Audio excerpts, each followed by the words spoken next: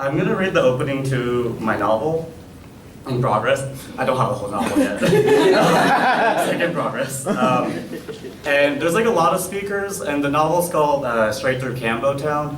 And this particular speaker, his backstory is that he was a teenager during the genocide, and a famous Hollywood actress who is like loosely inspired by Angelina Jolie adopts him, and like he like becomes like this like famous like child of like a celebrity, and then he grows up to be an actor, and then he goes bankrupt trying to make his own version of Schindler's List, like the Cambodian version, and then he fakes his own death because he's bankrupt and is dead, but still wants to collect royalties, and then he moves back to Cambotown in secret, and then sort of becomes like the head like godfather of Cambotown, but like secretly. That's like, you don't like need to know that, I guess.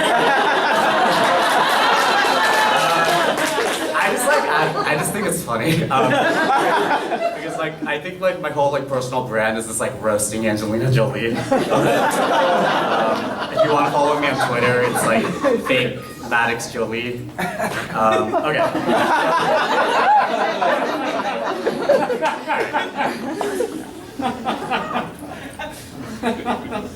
We are all the same here, us Cambos.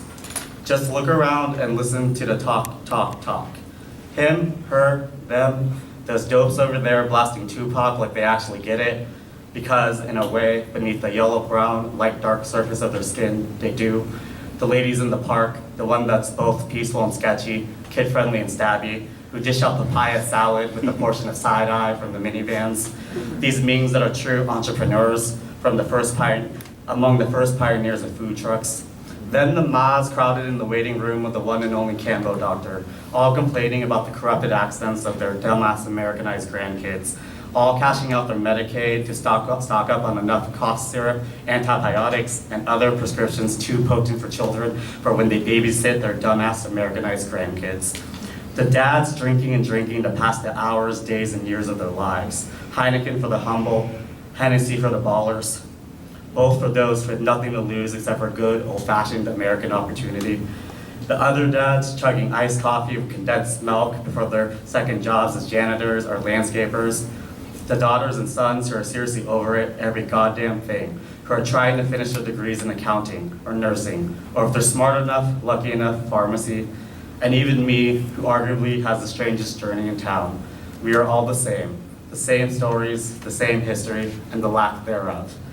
Actually, to be more precise, it's easy to think we have the same story. We do and we don't, but we mostly do, though the US Census takes it too far. Look at a map and tell me why we're lumped together with countries thousands of miles away from Cambodia. I'm all for more brothers and sisters, but what do we have in common with Koreans other than American, Russian, and Chinese governments fighting their wars on our land? Through our governments, they helped corrupt. Like we're sock puppets used for acting out marital problems in couples therapy. Seriously, we don't even eat the same grain of rice. Ask anyone here and they'll tell you the same taglines. Early 70s is civil war and coup d'etats. Late 70s is communist-style book burning, entire libraries up in flames, and killing fields ornamented with piles of skulls everywhere.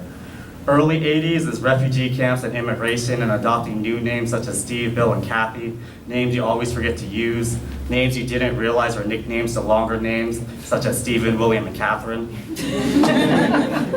Late 80s is overdosing on fresh off the skillet perms and Tom Cruise aviator sunglasses and gangs, gang violence and gang wars with other gangs, mostly Hispanic.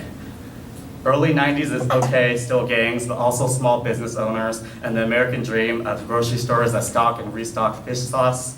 While late 90s and onward is PTSD symptoms passed down to your kids like your mother's eyes and your father's bad karma and your dead gong's fat head, or what looks like a fat head from the single surviving photo of him pre-genocide. And so on, my point is made. We're all the same. A lot of us even have the same birthday. If you look at history a certain way, with your head tilted, your eyes squinting, your hands covering your forehead to block the glare of reality, remember when Pol Pot declared 1975 to be year zero. Sometimes it feels like our rattled minds are too exhausted to conceive of anything else. That's why I came here in the first place, Cambotown. Even if, back then, I was too foolish to know it. I came to give in to the taglines, the shared sense of history, of thinking, did that mind-boggling shit really happen? Oh, it did. It really did. Here's some coconut rice and a welfare check to make you feel better. Not that I ever needed a welfare check, but still, I'm here. Been here for years, and I'm ready to give one of those tearjerker speeches, those Oscar-winning monologues, and get my chip from being sober from all that individualism bullshit. I'm with you. I've always been so. Let's be messed up Cambos together.